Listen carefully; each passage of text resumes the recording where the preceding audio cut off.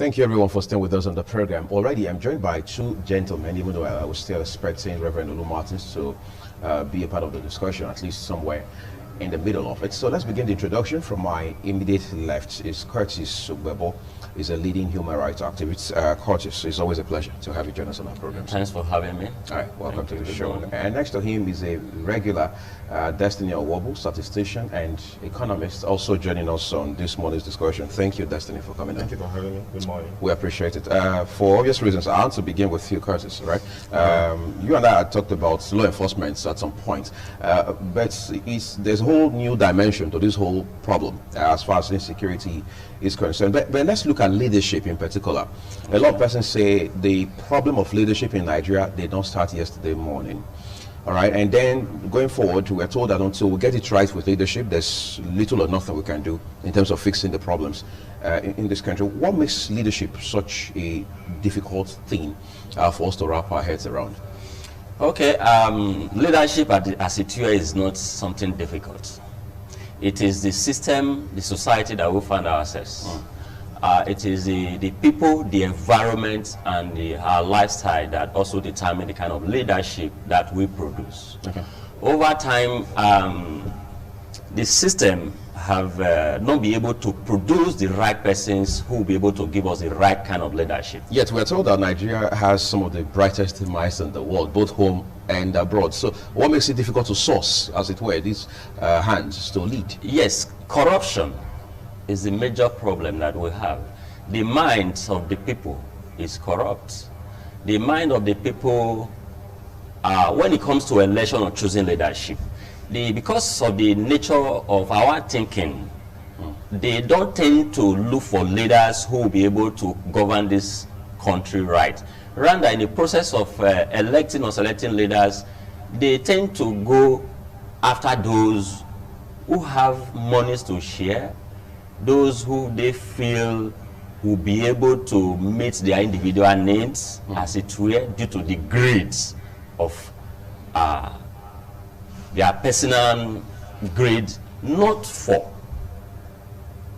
as it were, for electorate to look into the background, the soundness of those that they are electing, that these persons that they are going to vote for will be able to discharge the kind of leadership that we want. Rather, when it's time for election, they want to vote for those who they believe that will be able to share. You know, election in this country is for the victory is for the highest bidder.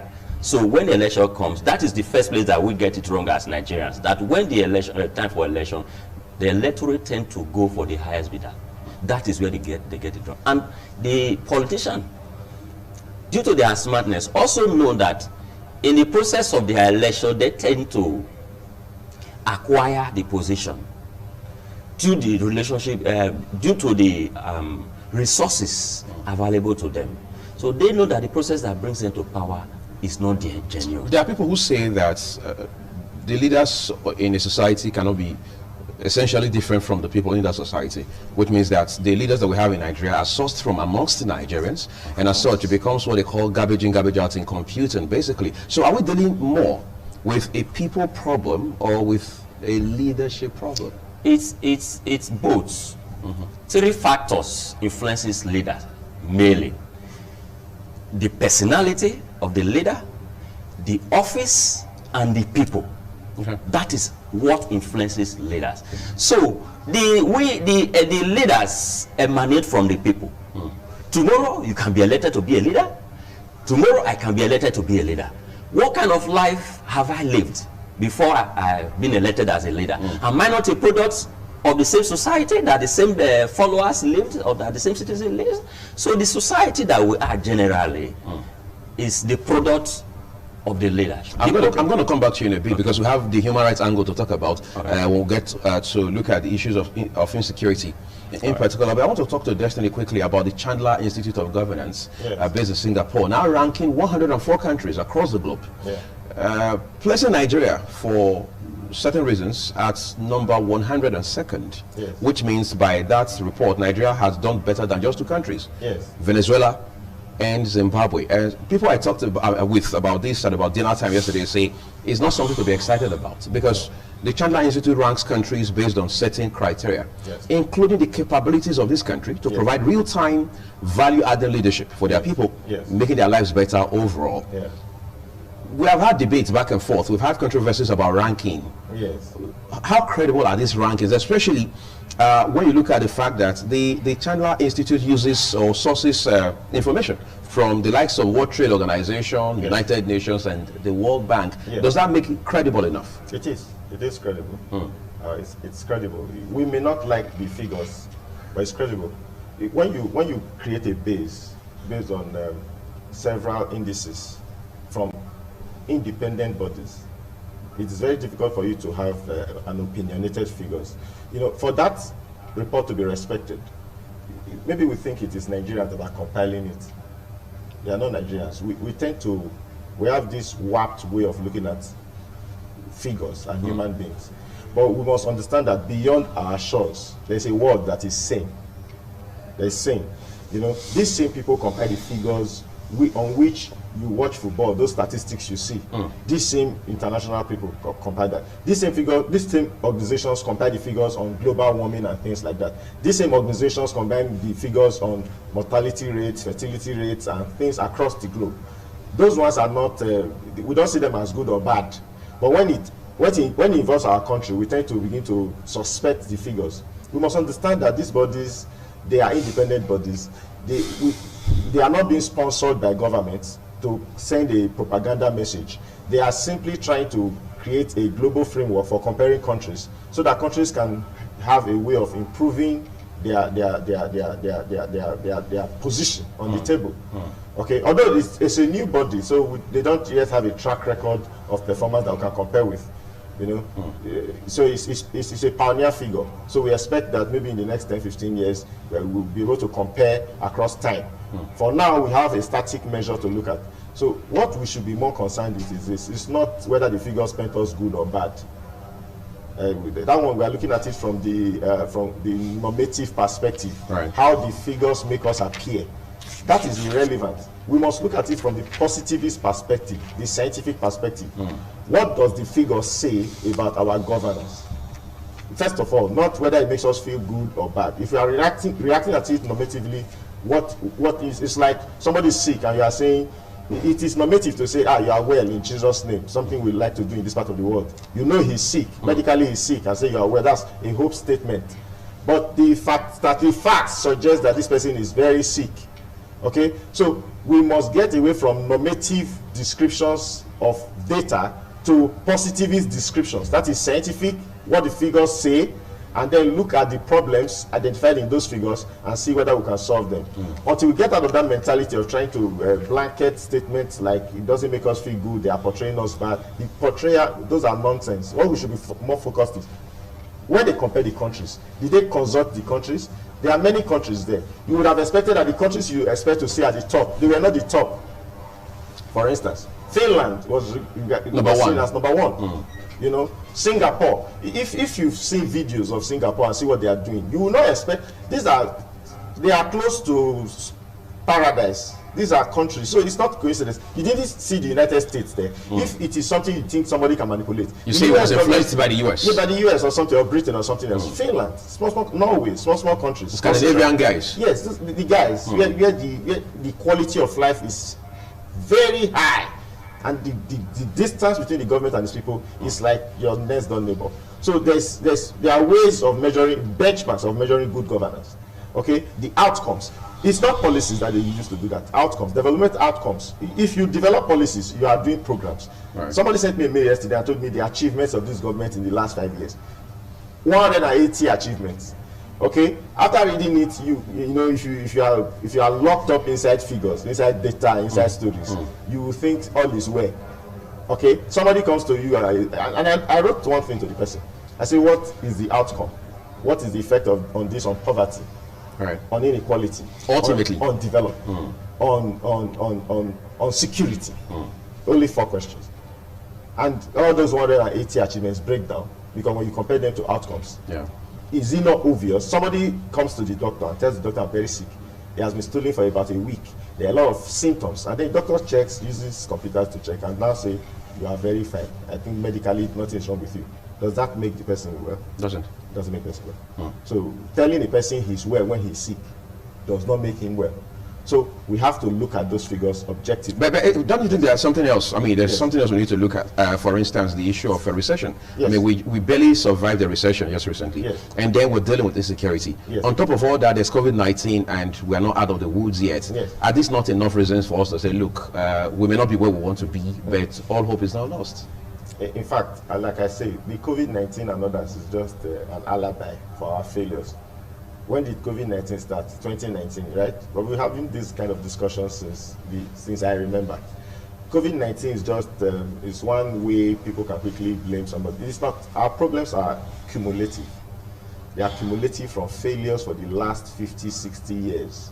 Okay, what we are simply noticing now is like if somebody is, I like to say it in a way that people at home will get the gist. If somebody has been sick since, and he has been having you have not done checkup for years, you have left your body in the open, and you appear to be walking around, things are going on well. Then one day, you now contract, let's say, malaria fever. And then you contract malaria fever, you had underlying health issues. What will happen is that the person may just die in 3 days. And then what people will say is this, it's just caught malaria, that's why. It's not malaria that caused the problem. Right. You know, the problem has been there since, you know. Building up. Building up. If you're doing checkup, you're doing exercises and things like that, then when the malaria comes, there's a probability of getting out of it. So COVID-19 is just simply the malaria that came to attack the person who has been sick all his life, you know. So it's not an excuse. In fact, the going of COVID-19, the solving of the problem, will not solve our problem. Our problems are still the problem. So they predate COVID-19. They predate COVID-19 and they will post-date it. Because the current government is not addressing the problems of this country. We think we are addressing the problems. We are not dealing with the problems of this country. And I said so. We must listen to bright, smart men when they talk. Bill Gates is one of the world's richest men. He came to this, he gave a statement about this government some years ago, like 3-4 years ago, that the government of this country is not addressing the developmental problems of this country. Well, was he not essentially talking about leadership at the federal level, not just about this particular government? He was talking about leadership. We are looking at the total impact of our policies. I've said so. You may have a lot of policies, brilliant economists giving policies. There's one component of development that is missing in all our policies: the human component. The human component.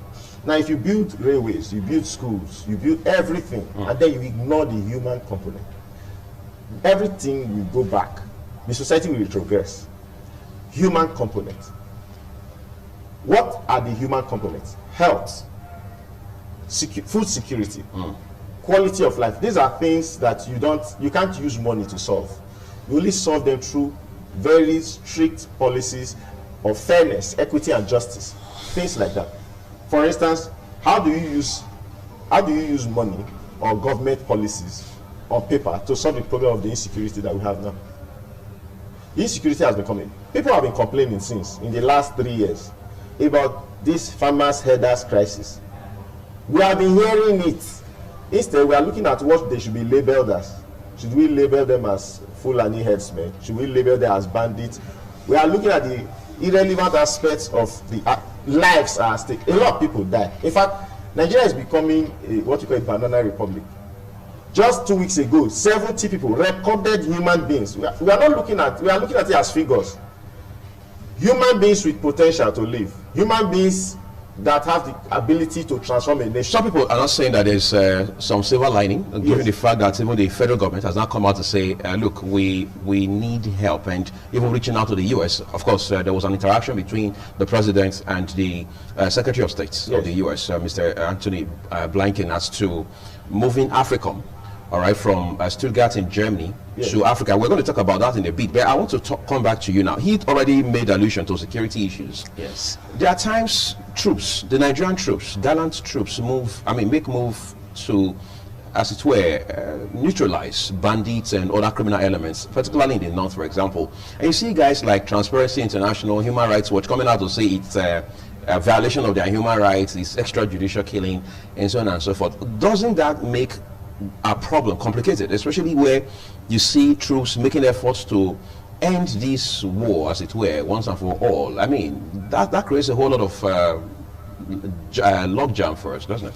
Yes, to my own understanding, the impression of the international community as regard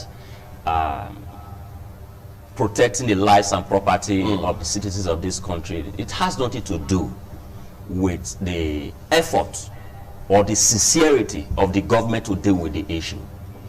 We have the issue of human rights violation. To me, it's secondary. The problem we have that the government is not being sincere dealing with the issue, and the government, as it also lack the political will to deal with the issue. The international community cannot tell the Nigeria government how to deal with its own issue. Internal issues. Right? Internal issues. If there is a case of human rights violation, it's secondary. That is an issue that will be addressed after the matter must have been dealt with. But even in the high level of human rights violation, have they been able to deal with the issue? No, they have not been able to deal with the issue. To me, I feel there is a conspiracy between the powers that be and the perpetrators of this evil act against this country, because over the years, we keep doing the same thing all over again, and we expect a different result, and I don't hear any positive result.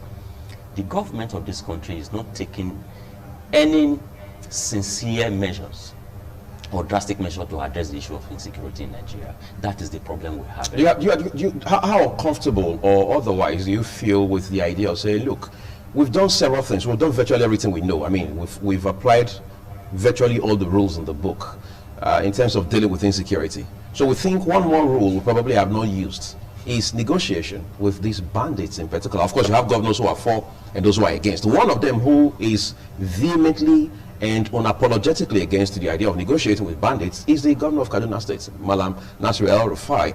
Some persons, I mean, he has come under fire for saying, look, we won't negotiate with criminals. We cannot hand over our states, our country, our sovereignty to criminals. Yeah. What are your sentiments in this regard? Okay, to me, the government have not done enough to address the issue. But what they are doing, yes, what they are doing, I see it as politics. Refusal to negotiate with bandits. Yes, isn't that part of the effort? Negotiating with bandits shouldn't even be an option.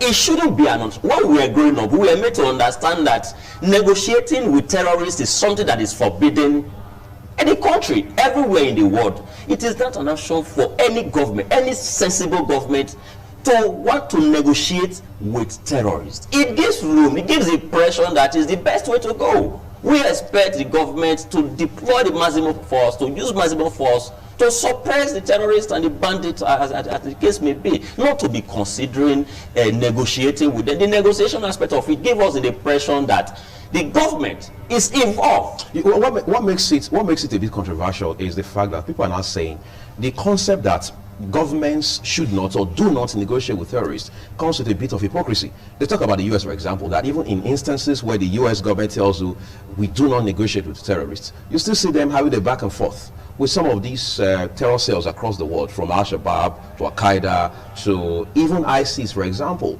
They do some sort of quid pro quo on some level, which do not, I mean, instances that do not make it to the news, all right, off the records, for instance, especially where it serves the interests of the United States. So for some people, there's a context to negotiating with terrorists. We're seeing things like prisoner swap, for instance. Yes. That's a level of negotiation in itself. But in the case of Nigeria, not to pay ransom.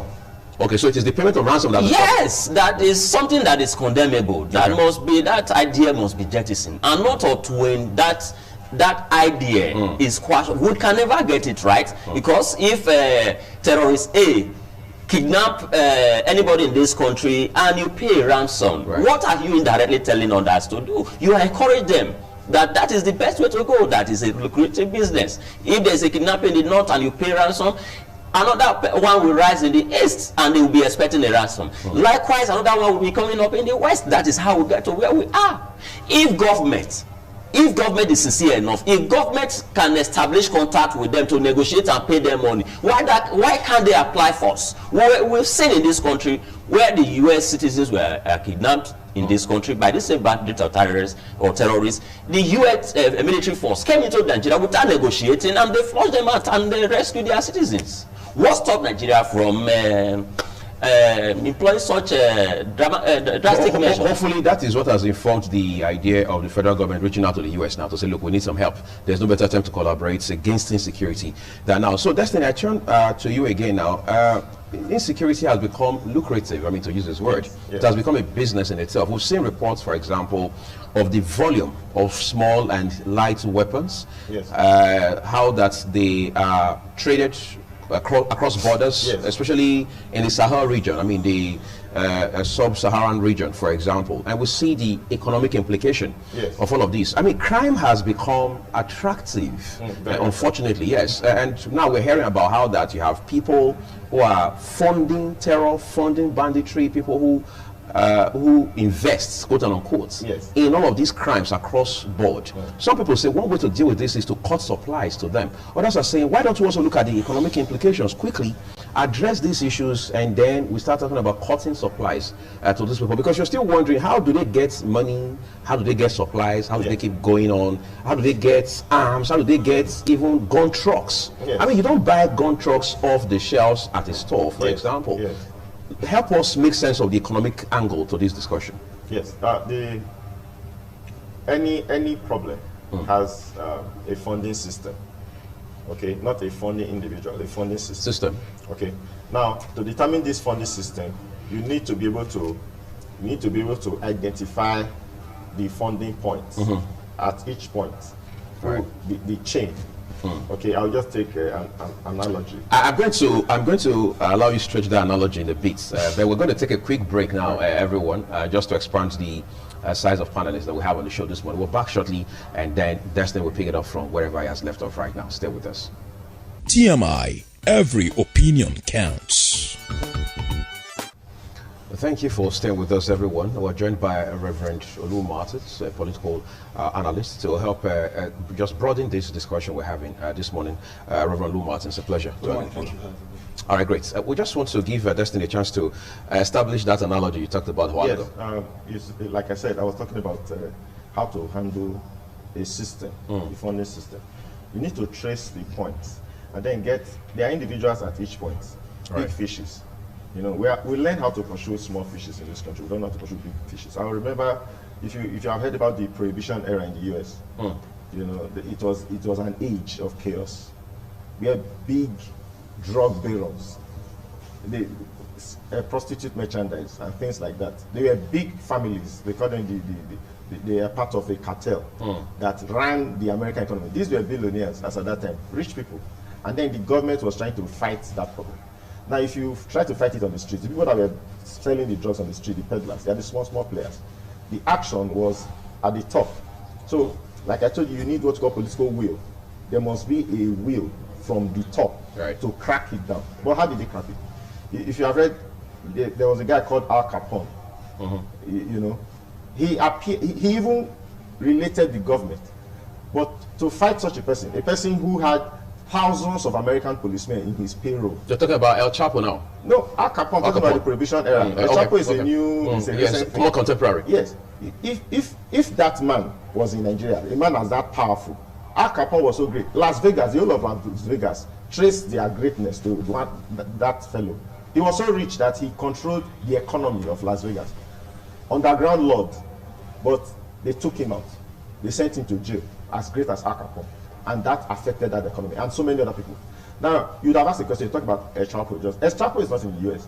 El Chapo is part of the chain. That's what you're talking about. That's why they got him. He's currently in the US facing incarceration.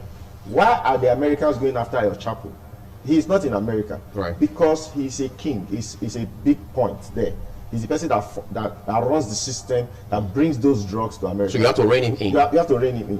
Why did they go after Pablo Escobar? Escobar is not in America. Escobar had investments everywhere. But Escobar is important. If you want to knock out the drug trade, you must knock out the big people. From the source. From the source. So there's an economy, the underground economy. And this economy has players. Some of these players, for them to be for them to exist, they must have some political connections. They must be powerful enough to fund the system.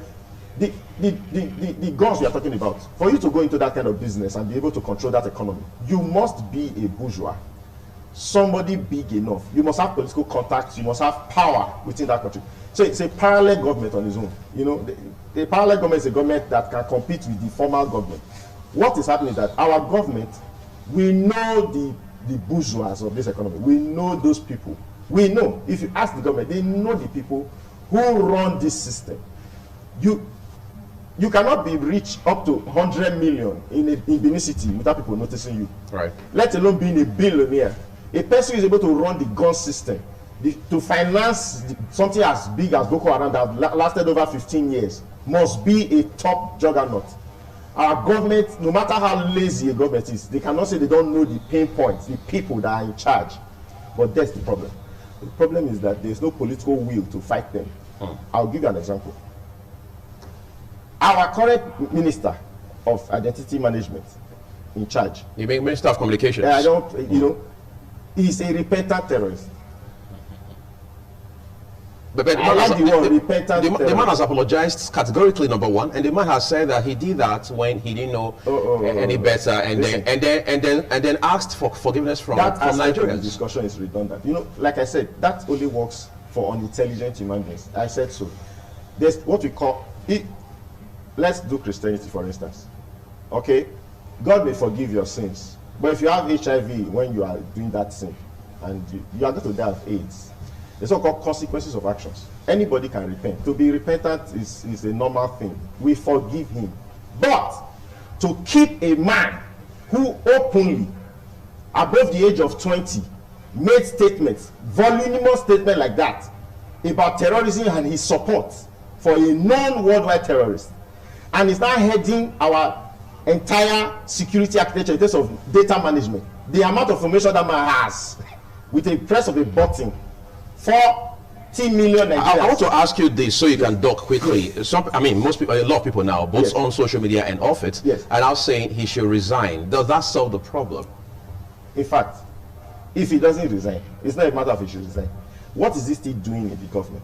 Let me tell you why the Europeans, we're asking Americans to come and help us. I hope you know they read the news too. And they are aware that our current head of NIMC is a terrorist who has apologized and has repented. And the government said they stood by him. Do you know what it means to stand by one man when 200 million people are affected? What message do you think he communicated to this? They are not as stupid as our leaders. Americans are reading this, they will not say anything.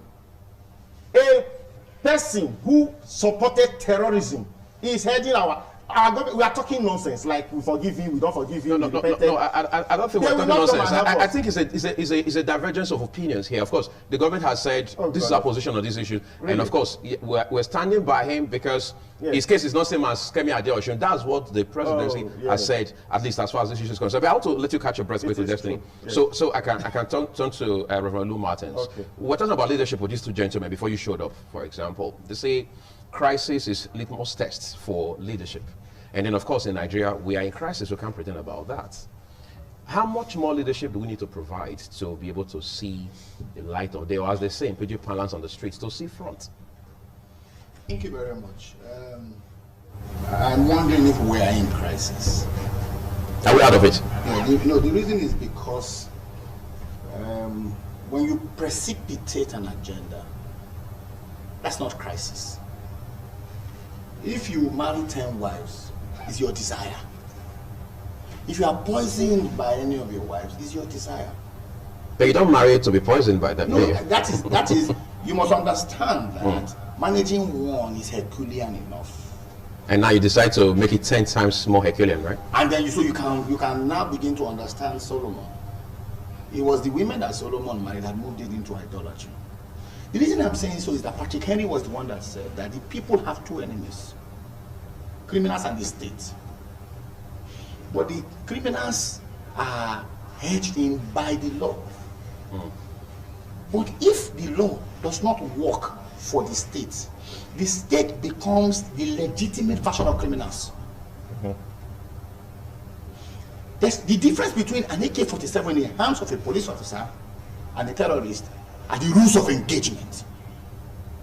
If the police officer doesn't have rules of engagement and is able to use the AK-47 the way a criminal does it, then he becomes a legitimate criminal. Legitimate because he has the backing of government to do whatever he wants to do, which in itself is more dangerous because your gate man is now the thief. So once you are looking for the armed robber, you have the armed robber right in your house, and the gate man is the one that lets them in or lets them out. That's the situation we have. That's why I'm saying that we really have a crisis, because it looks like those who are perpetuating the crisis have the endorsement, have the support of government. So they have become legitimate criminals. Listen to the statement of Ugwanyi of Enugu State. Yes, he called the presidency. He was kept on hold for 1.5 hours. The president called him back, and the president told him that the president would do something about it. 2 hours again, he called the president a few days later. 2 hours he was kept on hold. By the time he was off the phone, whatever he was trying to prevent had happened. Then the presidency mobilized so that there will not be retaliation. So what it means is that the president had the capacity to mobilize so that that activity, that heinous activity, had been shut off. Yeah, would have been forestalled. But it looks like there's lethargy. Is it even lethargy or outright cooperation for these Marundas and those who are currently holding Nigeria by the jugular using the instrumentality of force? Ecclesiastes was the one that said, because judgment against an evil act is not executed speedily, the heart of men is set to the evil. Fortunately, I saw men like this a few days ago in court, because it was said that a so-called community leader harassed somebody who is, physically challenged. Right. Now, a time was in this state where we had young people who organized themselves as youth in different communities who did worse than what is happening today. Unfortunately, some of these things appear to be rearing their heads. Now, if these so-called youth guys have the endorsement of government, the reckless abandonment with which they will extort money, like it is happening currently in the Uber axis. There are guys now who say they are Uber youth. Some of us have been harassed by them. And we need to bring this thing to the fore, because it's only government that has the instrumentality. The responsibility of government is the protection of life and property. If you do not use the instrumentality of government, first of all, to check, to ensure that that crime does not happen, the least you can do, sir, is that when it happens, you bring the perpetrators to book. In this case, what we have seen here, we have not seen anybody brought to book. We have not seen what we see at best is that people are paraded. So it looks like those who are perpetrating this crime have known either tacitly or openly that they have the support and the endorsement of government. Yes. When that continues, they're no longer criminals. Once you have the cooperation of government, you become legitimate criminal acting on behalf of the instrumentality of government. And when that happens, leadership collapses, because leadership has helped in the perpetuation, of crime. That's why we find that. That's why it looks like the thing has gone beyond what these individuals have controlled, because these guys who are doing it have the support, what their agenda is. Because the most dangerous thing that you can do, if you ever read anything about the Holocaust and what happened during Hitler, is to create an impression that a tribe is superior to the other ones. Yeah. That's what Hitler did. He inflamed the Germans who thought that they were superior race. What was the consequence of that? 14 million Jews, sir, went down the drain. They took the Allied forces of the West to be able to forestall what Hitler was doing. It appears to be playing out in Nigeria. Some people are creating the impression that once you belong to an ethnic group, you are superior to me, you are superior to Curtis, you are superior to anybody, you are first class. So even if you have 70, you can go and read medicine. Even if you have 20, you can go and read architecture. Even if you didn't pass, you can become the MD of the best parastatal. When that begins to happen, what happens? You and I begin to find solace in our state. That's why when you come to Benin, for instance, you do not see an inferior Benin man. Whether he's from Ovia, wherever he's from, he will tell you that he is a Benin man. So today he can be from Ovia, by the next election he is from Ored or Wood. And nobody's going to ask him where he's from, because Benin, they are one hegemon who subscribe to one king. Once a Benin man is oppressed by another Benin man, there's an impression that the Ovia man is superior to the Onwode man, people begin to now say, I am Onwode. But as long as everybody is treated equally, people are going to continue to say, I am a Benin. Therein lies the security. The fact that the state protects everybody in spite of who you are. Thank you. I'm going to come back to both of you in a bit. Because let's look at the fact that more than ever before, the calls for decentralization of the security architecture, especially the police, have become even louder, right? They're not saying, let's decentralize, let's have state police, let's have this and that. Of course, we're not having vigilance groups all over the country, including back home in those states. And then, more than ever before, governors are now under pressure. I mean, for the first time in very recent history of this country, people are now looking to the governors more than they are looking to the federal government, for example, for security. Even though we know the governors are also saying that our hands are tied, we don't have latitude over the police, over the army, and so on and so forth, because of the factor of the legislative exclusive lists, and so on and so forth. What does all of this put together mean for security in this country? You're seeing those who are now saying, take your destiny in your own hands, and so on and so forth, which is an extreme recommendation, by the way, because if everybody has to take their destiny in their hands in that context, only God knows exactly we don't need leadership. Exactly what the country will turn out to be like. So I want to react to all of these developments. Yes, the major problem that we've always had is that this centralization of power at the federal level has been our major problem. And the Nigeria Constitution as it were is the major problem that we have in this country, because the responsibility that lies on the federal government is too enormous for them to address. And it is a deliberate attempt by the powers that be at the federal level to hold on, to hold Nigeria bound. That is why they've not deemed it very necessary to decentralize power.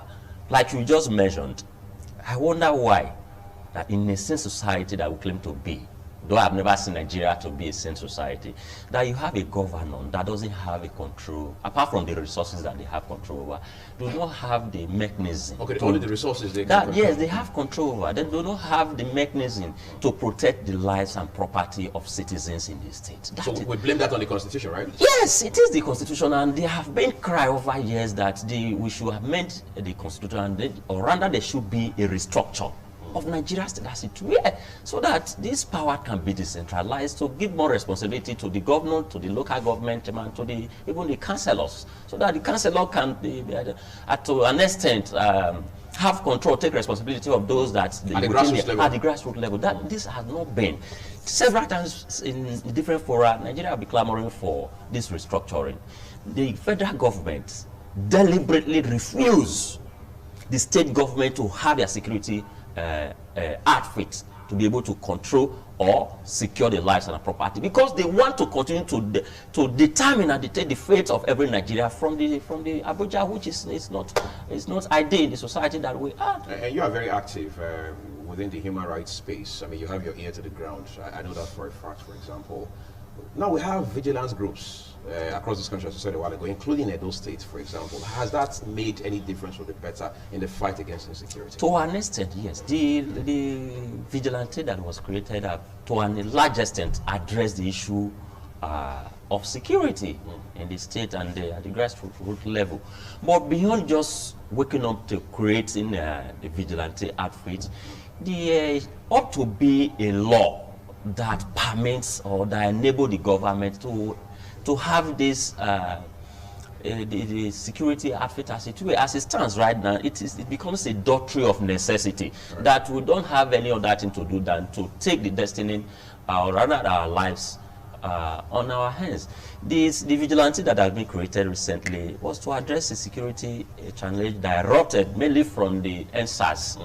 And as it stands right now, they do not have the constitutional powers to investigate or prosecute criminals at this. That the only job that they are made to do now is to assist the police to arrest and probably hand over to those that are being powered by the law to investigate and prosecute. That again doesn't also go well with us, because we have seen in situation that the local vigilantes have almost taken over the job of the Nigeria police. What we ought to have in a situation like in Nigeria is that the federal police will only be complementing the effort of the state police. Okay. We need to have a situation whereby the police, the commissioner, the governors, will have the powers to hire and fire a commissioner of police. The local government will have DPOs that is answerable to the local government. It's only that at that level that will be able to address the security.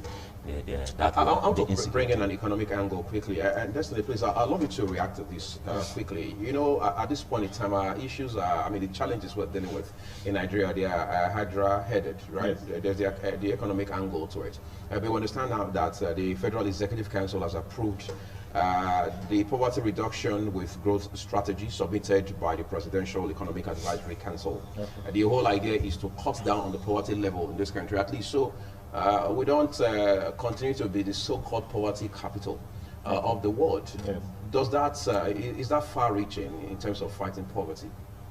First of all, when we say we fight poverty, which poverty are we fighting? The causes of poverty or the effects of poverty?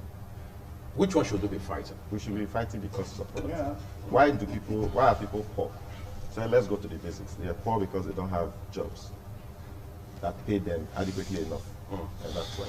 Okay, so as I speak to you, a lot of companies are going out of Nigeria. Companies capable of employing thousands of Nigerians are going out of Nigeria. And so the poverty is a consequence of lack of economic activity. Okay, people do not get jobs. Every year you graduate 400,000 people into the society. Out of this 400,000 people, only 100,000 people will get a job in the first 5 years. So there is this unemployment crisis looming. The more unemployment we have, the more poverty we have. Poverty is just a consequence of something. Poverty itself is not something you fight. You see, poverty is something you solve by creating jobs. You don't fight poverty, giving people money so that they will not go poor. No. You create jobs that will enable people to get out of poverty. You cannot legislate people out of poverty. You cannot fund a poverty-created system by giving people more money. What you need to do is to create jobs. That requires big institutional approach to solving the problem. I have said that many times in the studio. There are 4 routes to solve poverty. I'll still say it in case the government officials are listening. 1, human capital development. What is the government doing to educate the millions of Nigerian youths to make them capable of generating income?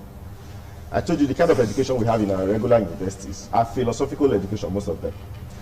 But the kind of education that you require to get people out of poverty is practical, pragmatic, technical education that will make them create jobs for themselves. The government should be funding that one more than they fund the regular. The other one is okay. But people, let me give you an example. If you learn, as you are now, you learn how to create websites, you don't need a company to employ you. The person that is designing my website is collecting 100,000 from me. He doesn't have an office. That's a skill that you can sell by yourself. If you learn how to fix a car, a modern car, you don't need an office. All you need to do is to take your skill, locate the cars that are bad and fix it. There are certain skills that empower you to generate income. But the kind of skills we learn from our regular universities are skills that make us philosophical, skills that make you to be able to, it's okay, it's good for planning and development. But to get 65 million youths out of poverty in this country, we need to have a deliberate policy to educate them, provide technical education. That's one route. The second route, create jobs by inviting foreign investors to come to your economy. This is the reason why. Like I said, Nigerians are very good in running what's called mom and pop stores. As I speak to you, we have over 2 million small businesses in this country. 2 million small businesses. Within the SMEs? Yes, within the SMEs framework. And they just employ nothing less than 0 to 20 workers. Okay? Dangote alone employs 16,000 workers. One firm, one mega firm. Okay? What we need is to attract big players like that to this country. But how will they come when your security is down? As I speak to you, when we heard the news that Twitter went to Ghana, we heard Mercedes-Benz is going to Ghana. We hear Volkswagen and others, they are going to Ghana. We don't understand what it means. What it means is that, from an economic perspective, a country with 206 million people, you are running to a country that has just about 30 to 40 million people. It means that they are going to set up their factories there. They are targeting our market, actually. It's not Ghana they are targeting. Ghana is close to us. So they are targeting Nigeria. But they chose Ghana as the office. Do you know what that means to Ghana? There's what called the bandwagon effect. When these players see Twitter going to Ghana, Facebook going to Ghana, Mercedes going to Ghana, in the next 20 years, it will move. It first of all moved from 4 to 8, then from 8 to 65. It sends a message. That message, we are not noticing what we should be doing is competing with those countries. When you see Ghana is going, we are supposed to see government holding meeting sessions to say what is happening. Why did Twitter call the Twitter bosses and be talking? Why don't you come to this thing? We create an environment to win. It's a war. It's a game of chess. You win. You don't sit down and wait for the team to correct itself. You should be deliberate about it. Invite players. If Twitter is going there, then maybe Instagram or Facebook should be coming here. We should be working towards that angle. You know, yesterday I read on the papers that Ghana has arrested 300 Nigerians. They want to repatriate. Yeah. Most people don't understand what that means. They are not saying we are West Africans, supposed to be friends, but this is what they are doing. They are sending a message to the international community that they are going to remove all bad influences from their society. So they are deporting 300 Nigerians back to our country. That is the same message to the foreigners that they are serious, that they want to remove criminals from their environment. So these are, when I read papers and I see what our governments are doing, they say we are solving problems. We are not solving any problem. I must tell you, no matter who is listening, they may not like it. The government of Nigeria does not have the capacity to solve the problem. Like I told you, there are 3 parts of a problem. The first problem is intellectually analyzing the causes of the problem, first of all. In the first instance. In the first instance, you must know the problem first before you begin to try to solve it. The government of Nigeria doesn't even understand the problem of this country. You know why? I see it in their body language. People, the crisis, healthcare crisis has been going on. There have been no major statements from our leaders. Statements are powerful. On cracking it, we can see some ethnicity underlying it. We can see, even the blind man can see that some people can invade our forest in this country and then do whatever they like. And a governor, did you see the governor of Benin State the other day? A governor is frustrated. A governor of a state in Nigeria is saying the federal government is not doing anything. A governor of a state with more information than I have about the security system of this country, and he's telling you that the government is and the federal government heard it. If they want to respond, they'll be responding nonsense. Listen, I said something that day. Sorry, I'm not a security expert. I want to say something. They kidnapped some girls in some schools. If in a serious country, you don't need to let it happen to 3 schools. What you would have done first of all is, there's one school here. And they board after the first incident. I'm coming. There's a school called St. Maria Goretti here. There's one called the Dear College. Okay, so we expect that by now, nothing has happened though. All the primary schools and secondary schools in Benin, we should have at least one policeman. And we don't need to go to Harvard to know that. But somebody will say it happened in Zamfara State, so it's verified. It not happened here. That's how everything starts. So in other words, you say we should be proactive about this approach. Proactive. We don't need to allow it happen to us first. Anything you see happen, you are supposed to understand it. That's why I say you need intelligent people to rule this country. When you see something happen, they go to a village to kidnap. There are many villages in this country. That means all the villages in this country, effort should be made to protect them. You don't need to allow it to Benin. But all these things are going to happen. We always are reactive. We allow this thing to happen first, and then we'll talk about it. I'm going to get back to you in a bit as we begin to wrap up soon, Destiny. But Rev Lou Martin, the Vice President himself has not been silent about these issues for the most part. He has said 2 things that are very remarkable recently. One, he talked about how that no matter how bad it may seem right now, ultimately Nigeria will wriggle itself out of this whole problem. But more importantly, he talked about how that the elites are not speaking truth to power. That generated, for instance, so much of buzz on social media, especially on Twitter. How do we make sense of that statement by the number 2 man of Nigeria in 2021 saying the elites does not speak truth or has refused to speak truth to power? I'm a little bit confused because I don't know where to place the Vice President. Whether he's the Vice President, can we just place him there? Yes, whether he's the elite, whether he's an elite or he's the one that they should be speaking truth to. Because whichever way, he is in both, classes. Is it the elite that speaks truth to power in reality? It is not the elite that speaks truth to power. It is Nigerians that speak truth to power. Have Nigerians been speaking truth to power? Of course. That's what we're doing here, sir. We are constantly reminding people. Because all that evil needs to triumph is for good men to be quiet in the periods of violence and moral decadence. If you open all television stations, a sister station was recently suspended. Open all television stations, and I know that many of us belong to scores of WhatsApp groups, and everybody's talking. Look at Twitter. Twitter is hot. Everywhere, everybody is asking what is happening. So does it need the elite? The preponderance of opinion among 200 million Nigerians, the preponderance of opinion, from the Kukuruku Hills to Somorika, all over, whether it's Edo State, Ondo State, governors are speaking. The governor is an elite. He is also in power. Governors are speaking.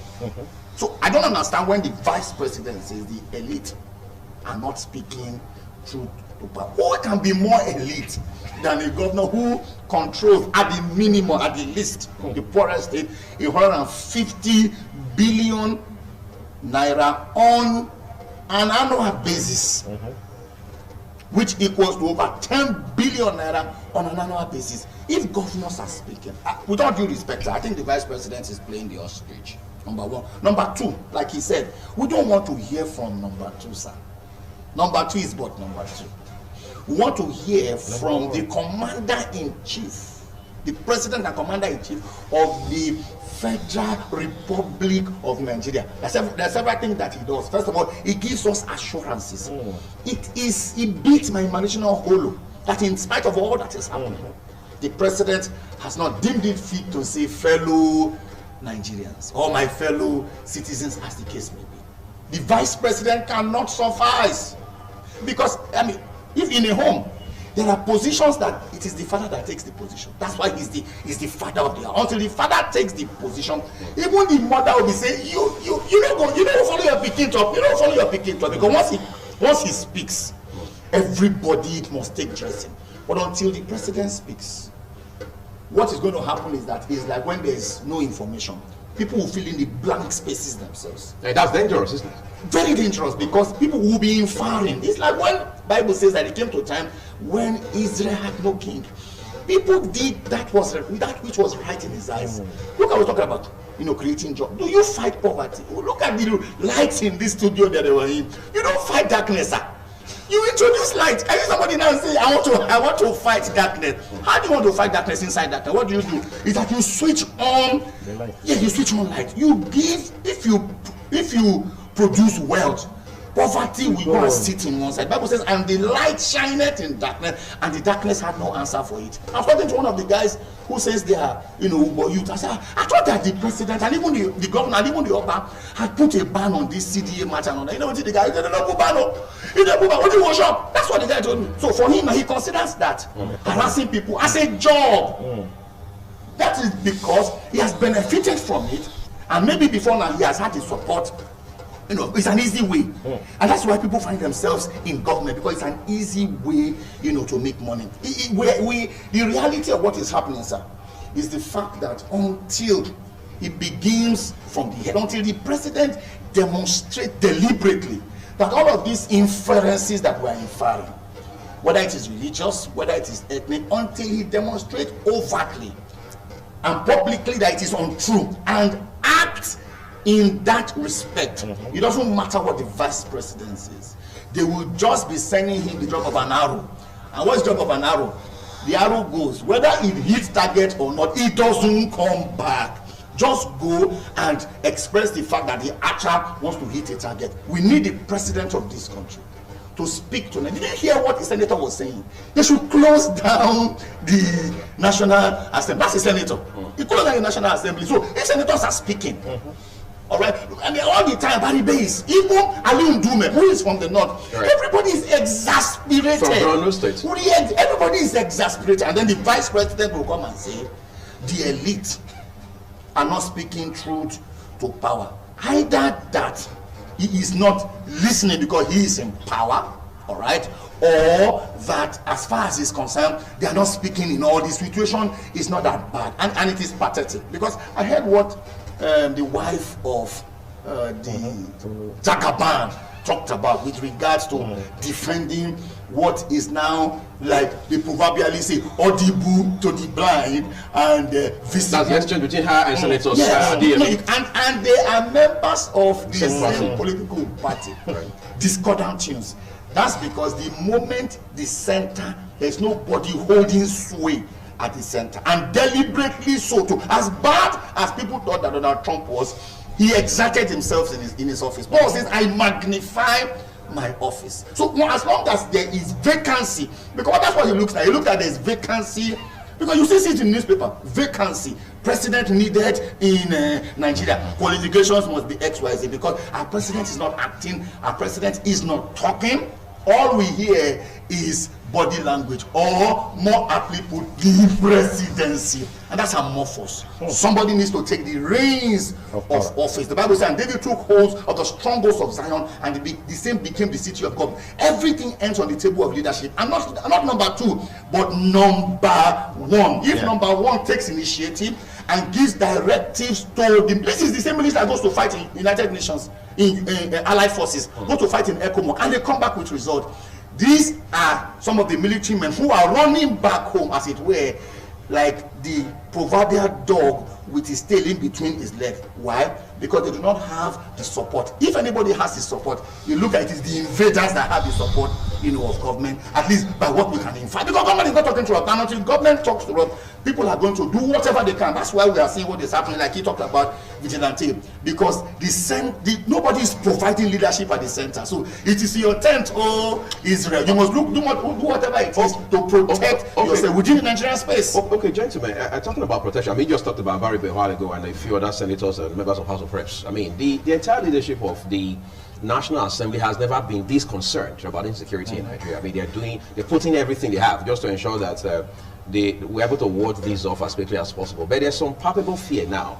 That fear stems from the fact that there's not so much of proximity. I mean, the proximity between the so-called hotspots and Abuja, which is the Federal Capital Territory, is becoming closer by the day. I mean, we're not hearing things happening in communities in Niger State, which is just an infusion. I mean, there's an infusion between Niger State and the FCT, obviously. And then, of course, you have Benue, you have Nasarawa, and all of those states around the FCT. Some people say that's a new dimension that should be something scary for Nigerians. Is that not enough to be motivation for us to do more, step up our game, and ensure that we disrupt these menace?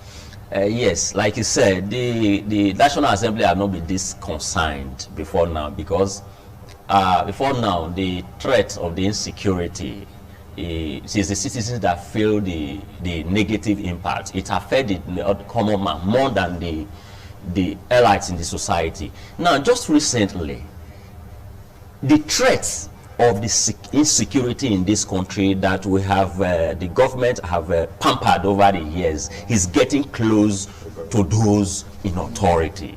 So it's dawned on them now that they are no longer safe, because they thought that they are untouchable.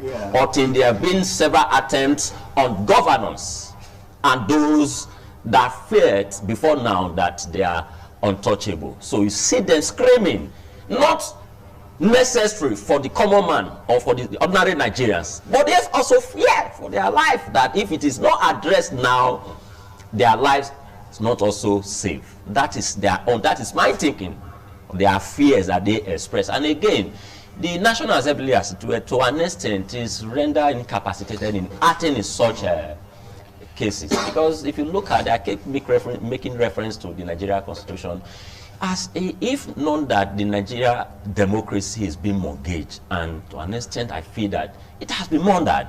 The president have no business still being in Aso Rock when Nigerians have been killed, have been slaughtered on a daily basis like animals. That the animals not even have more value than the human life. And the president is sitting very comfortably with little or nothing, with little or no concern about what is happening in society. And the hands of the National Assembly is being tied as regards enforcing the impeachment process against the president. If you look at it, when the president appointed new service chiefs recently, we said that was a step in the right direction. And just this week again, he has reached out to the U.S. to say, how do we bring Africa closer home, for example? Can we not do an aggregation of, can we not aggregate all of this and say, look, these are efforts that are worth the while and could be at least an impressive starting point?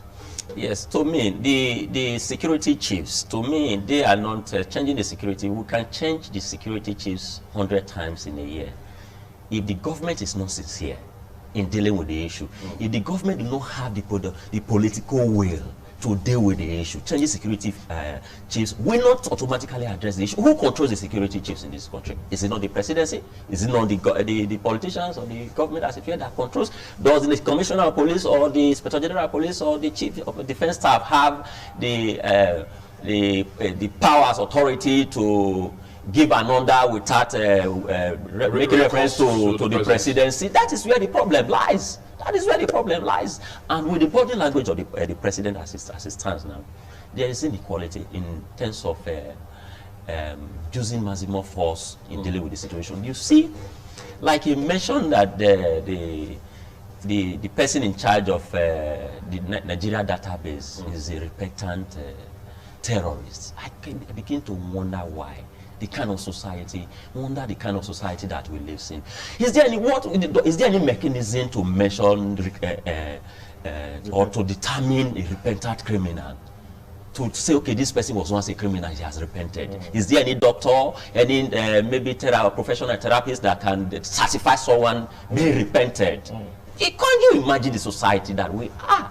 You see thousands or hundreds of Boko Haram. The government will have the cause to tell Nigeria that they have repented and inculcated back to the society, not just the society, to the military. And you know what does stand to do to Nigeria?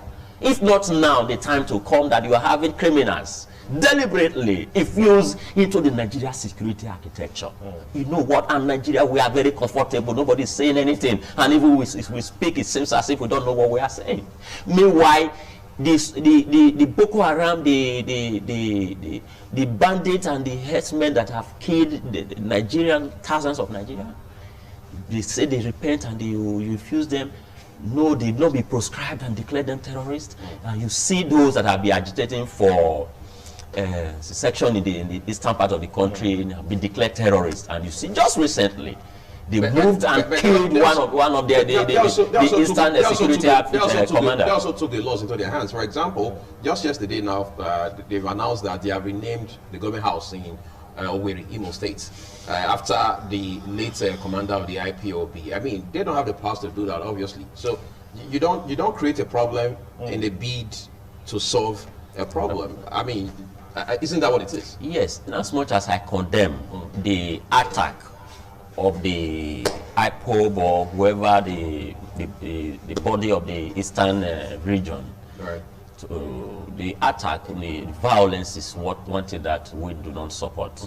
But again, we should also look at issues that give birth to that attack. These people have that before you look at the issues, just today again, now we are told, I mean, it's in the papers, that IPOB people are bringing bombs from Lagos to Imo State. That's according to the DSS now. And obviously that's a result of some intel by DSS. When you look at all of this, is there a basis to throw your weight behind IPOB, for example, especially against a backdrop that it had long been proscribed by a competent court of law? Okay, I am not in support of the killings or the attack on the Nigeria security personnel or the Nigeria state as it were by the IPOB. But like I said, the issues that that gave birth to the agitation to have automatically changed, because over the years we've seen that the IPOB and other eastern groups have been agitating peacefully, and the government failed to address the issue as at that time. And that gave birth, the perceived injustice being meted on the eastern part of this country gave birth to this recent kind of agitation. We have seen, like I just mentioned, that the bandits, the herdsmen that terrorizes the nation have not been proscribed. Before now, how many? It is just recently that they are coming up with this kind of agitation. But before now, they've not been that violent. And even while they were not that violent, the government went ahead to prescribe them. Not just prescribe them. Anytime there is they come up to agitate even peacefully, you see them moving military force to destroy, to kill. You see them going to but home. Isn't that a response to the fact that the group has been proscribed? Not really. Proscribed or not proscribed, the IPOB as it were, are they more dangerous than the herdsmen that goes about threatening and killing citizens before now? The problem is that I sense conspiracy between the government and those that have mortgaged. Why I don't have the right to doubt what you're saying. You talked about restructuring a while ago. Do you think that's the magic wand that will help fix all of these issues? Of course. The only way out of this menace that we have find ourselves, this unfortunate situation that Nigeria find itself, is to regionalize this nation. The way it used to be. The way it used to be. That we need to have a kind of restructuring, that the southern, we have a south region, that the governors can take responsibility of the lives and property of the states that they control, not just the resources. Not until we do that, in as much as the governor will wait for the president to give approval to the military or to the police in the states to secure the lives and property, we will never address, or rather the insecurity in this state can never be addressed. Okay. And like I've always emphasized, that the government, as it were, it's a deliberate act for them to continue to mortgage the life of Nigerians because of what they stand to gain from it. Okay, like so quickly, I want to make reference to what Destiny said. If you say, I bet to disagree that the Nigerian government do not understand or know the problem of this nation. If they don't know the problem, they don't even have any business being in government. So you think the government understands the problem? They understand the problem because they benefit from the system, and it is at this level they will be able to govern this country. If they know the problem, they know the solution. The problem is enforcing the policies that will bring the solution. That is where the problem should be finding the solutions. But I want to drag Destiny into this on the final note before Rev Martin will help us put our eyes in on this discussion this morning. Last year we had NSAS across this country, particularly in Lagos. Lagos was the real hotspot for that protest, and when it had all been said and done, Governor Sanwo-Olu said Lagos State would need at least 1 trillion to fix the mess that had been created. Sadly, and very interestingly, for this fiscal year, the budget of the state is about 1.2 trillion. If we want to marry that with the development we're seeing regarding insecurity, I mean, look at the point we're having conversations about insecurity in this country, it was always about the Northeast. Yobe, Borno, Adamawa. Later it became something that stretched to the Southwest, Katsina, Kaduna, and the likes. Of course, Zamfara as well. But today we're talking the eastern part of Nigeria, with Imo State now becoming the hotspot for insecurity. When the smoke settles, or the dust settles, how much of rebuilding do we need to do, and what will be the economic implication of that? First of all, we're having myriad problems. So, like I said, there's no blue pill to solve our problem. There's no blue pill. First of all, the problem of resources. We cannot run away from it. We focus on one product, and income is dwindling. So no matter what we try to do, there's a finance angle to it. Where will the resources come from? That's number one. So I think, like my friend said here, it is time, if you check what's happening in the last 4 years, it fits a pattern that this country is imploding. There's a pattern of violence, insecurity, poverty, crime. If you put if you are not a Nigerian, you cut pictures, and then you put crime, insecurity, kidnappings, poverty, like a canvas, and you create that canvas and you look at it. Something tells you something is wrong, that we need drastic solutions. And one of the ways that a pattern that we evolve is that now we need to really devolve power from the center and allow each state to operate as a true federation. That at least will help to localize security problems. Each state should be able, in fact, this Amotekun and what people are doing around it should be understudied. What the government should be doing now is not fighting against it, is to create a body to understudy those bodies and see whether there can be abuses, so that we can find a way to institutionalize them and legalize them. Because that is, we are evolving. You know, change comes in two ways, either by evolution or by revolution. Now, if we want the peaceful process to continue, government should be listening. The IPOB issue and all those things, you cannot prescribe a nationalist agitation. You cannot prescribe nationalism. But that's the position of the law. The law can be bad. There was a time it was illegal for women to vote in the US. There was a time it was illegal for black slaves to vote. There was a time it was illegal for a person in some states, for a slave to try to be free. Evolution, struggles and struggles. The law itself is a mirror of the dominant views in society. So we must not be seeing the law as if the law is not God, it's not gospel. The law is a product of people's thinking, dominant views. So what we need to see is this: is the law right? Is it fair? People, why do you think the Eastern people are agitating for nationalism? If they are happy, they will not be doing that. So the law should preempt that desire and find. Maybe they want a discussion. We should have a consensus agreement. We should talk. We should be talking. We should allow them to be doing the agitation. And then we should talk. We should listen to what they are saying. Everybody's talking. The terrorists are talking. The headers are talking. The man on the street, the businessman is talking. The politicians are talking. The governors are talking. Everybody's talking. What the government needs to do is to see a pattern around it and create big solutions. I'm afraid I need to give 2 minutes to Rev Martin. No more than 2 minutes, so quickly wrap it up for us. I mean, somebody says symbolically there's a scale now. On the one hand, you have all of the insecurity issues, the economic issues we're dealing with. On the other side of the scale, you have 2023. So which one outweighs which? I mean, clearly is that all of the things that are transpiring now is that people want to perpetuate themselves in office. And politics or governance is a superstructure that controls every other thing. Whoever is doing whatever is doing now, the impetus, what gives him the impetus is the fact that he considers that he has the government backing. All right. So who controls 2023 will determine who will de-escalate the things that are happening today. Just that, for me, I'm not as optimistic of 2023 as some people are as optimistic. The reason is because whatever is happening in Nigeria today is deliberate. And to keep this deliberate act, people need power.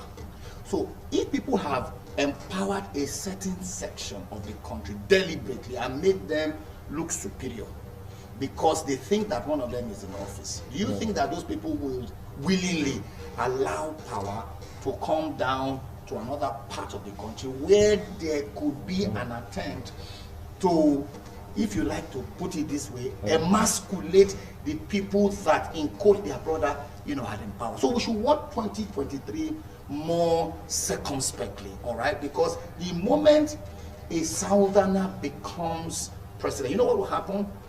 The Southerners didn't think that what was happening today was possible. They didn't think so. If Jonathan knew what was happening was possible, I'm sure that he would have empowered his Southern brothers more. He didn't think that a president, an individual, can so take the country for a ride the way it is today. Like what he said, if the National Assemblies are dissatisfied, there are articles in the Constitution that can rein the president in line. A vote of no confidence, a motion, for impeachment. But all of that is not happening because people, so to speak, have been reined in. So 2023 should be where our focus is. Hopefully, we'll be able to get the president or the presidency out of where it currently is that serves a parochial interest, and move it to a part of the country where it has served a more general interest. Thank you so much, everyone, for lending your voice to this discussion this morning on the program. Curtis, so well, thank you for coming. Thank you very much for having you. And Destiny Owobu, as usual. We don't take it for granted. Thank you. For coming to just also lend your voice to the conversation. This is what we're leaving it, everyone, but we're back actually to have just one more discussion, then we're done.